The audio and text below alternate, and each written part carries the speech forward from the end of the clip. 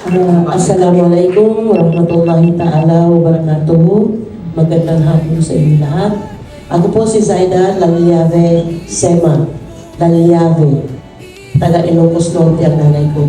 Kababayan ni BBM. Una sa lahat, noon pa man, simula nung Ran Duterte Ran, kami na po yung tao sa Cotabato na para bang naging adik kay Tatay Digong. Pagsabi pa lang na Ran Duterte Ran, nandun na kami. Lahat kami ng mga Bangsamoro, ang tawag doon sa taga Mindanao, ay para bang, nandiyan na yung tatay natin. Tara, sabay-sabay na tayo. Yung Ran Duterte Ran na yon, voluntaryo yon. Walang connection ng pera, hindi kami kilala ni Tatay Digong, hindi kami connection sa dugo. Only yung Davao ay second city sa amin. Diyan nag-aaral yung mga anak namin.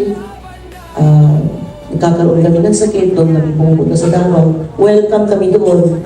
Muslim, Christian, o ano ka pa man, welcome.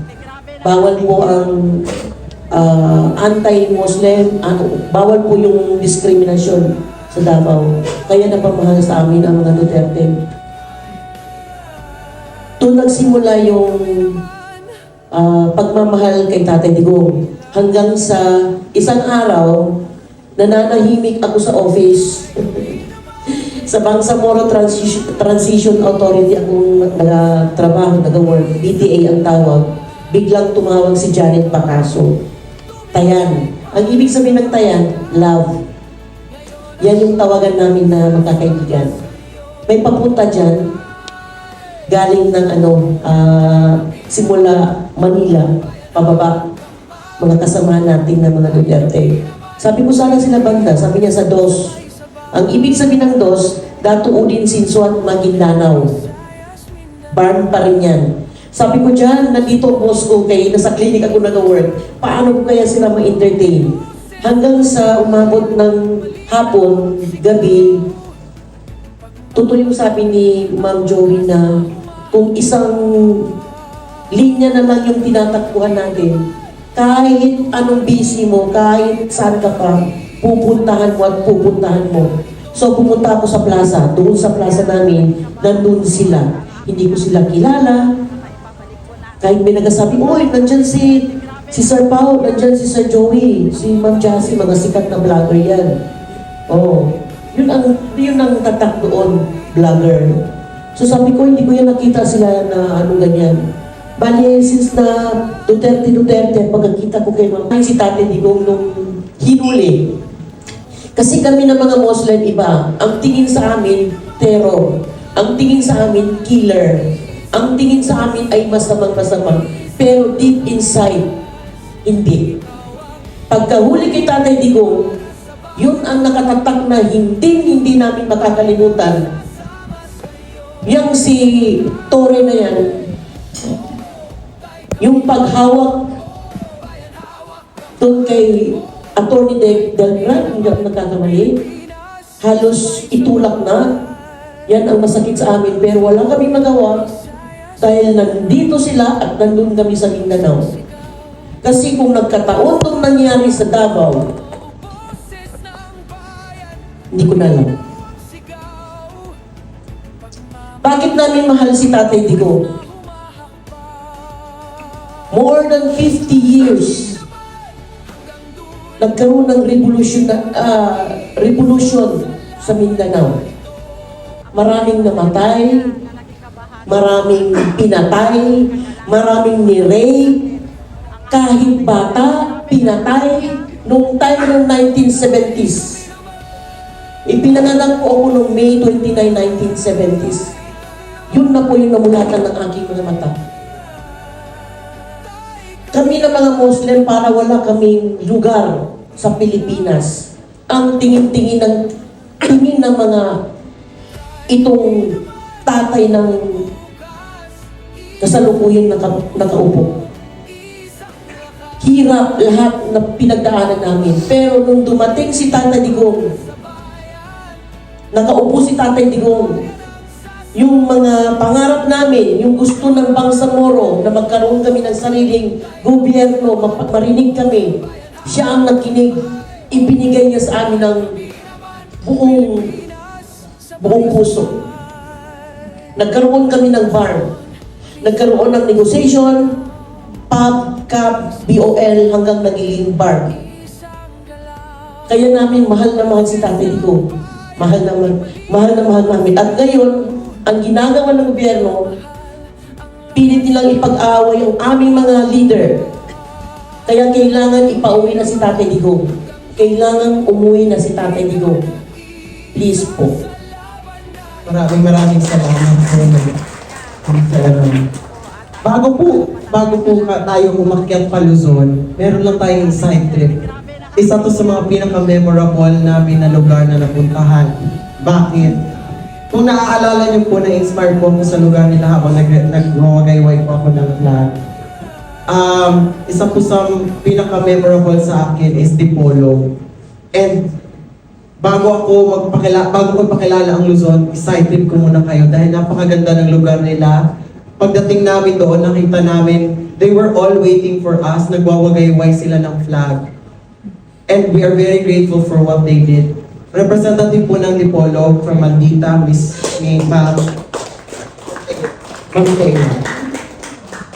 Hello po. Good afternoon, everyone. I am Thea Galgeposo Nausaro, and I am one of the member of Team Maldita, Dipolo chapter.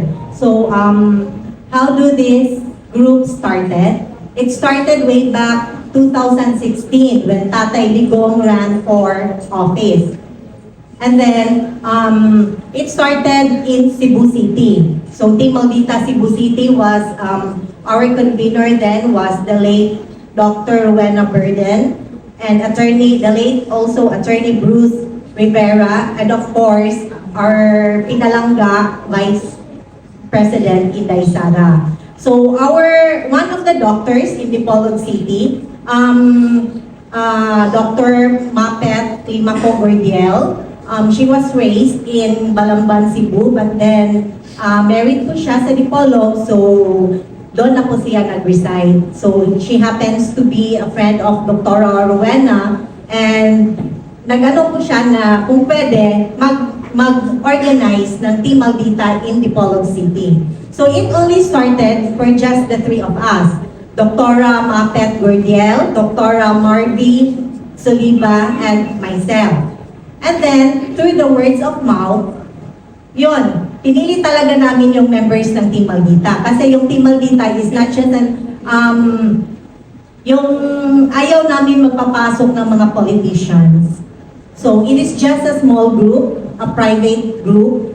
And then, since 2016,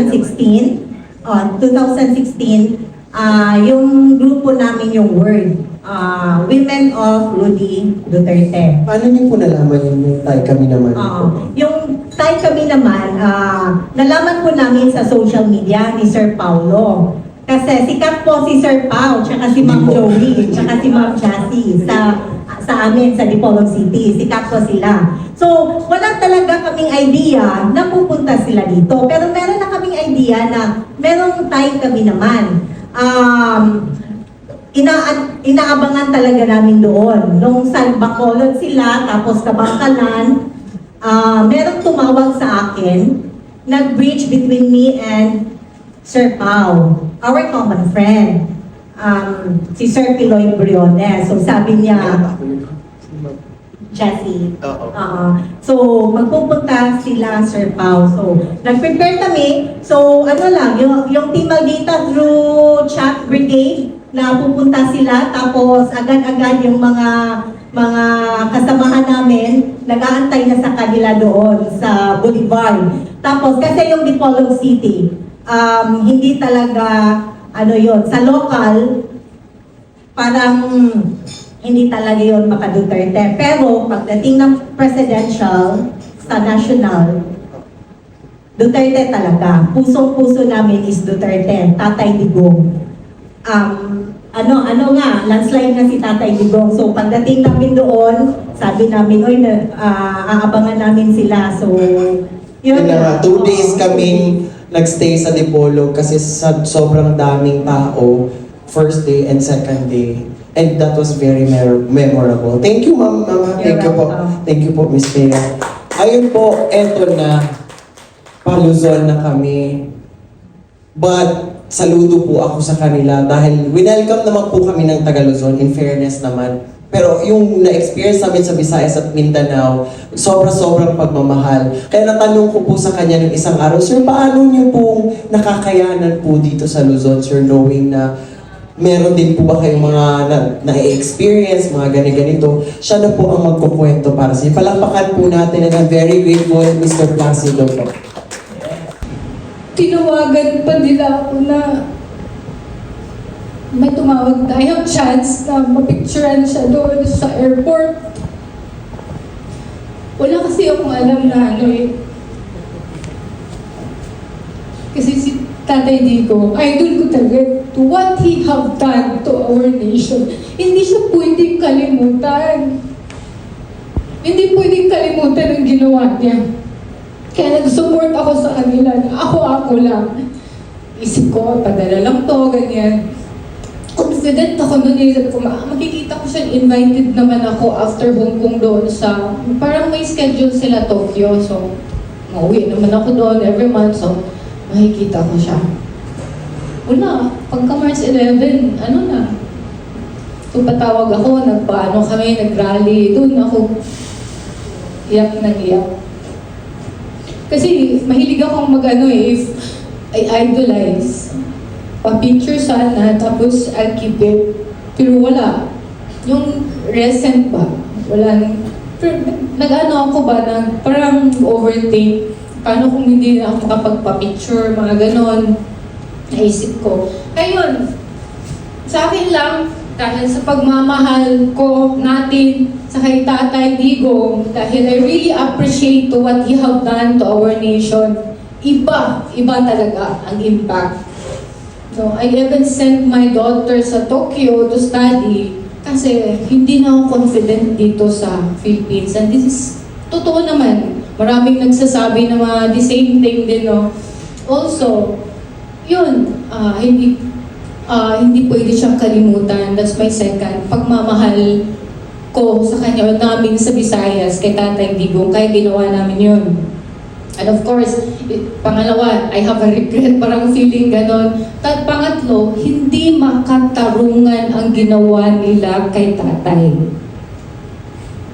Kaya I was so happy na merong mga Miss Joey, Paulo, Miss Jassy, sila talaga yun. So, yun po, sige, kahit hindi kami magkakilala, we're not close, I give my support. Tapos pang-apat na rason, of course, gusto namin siyang mauwi.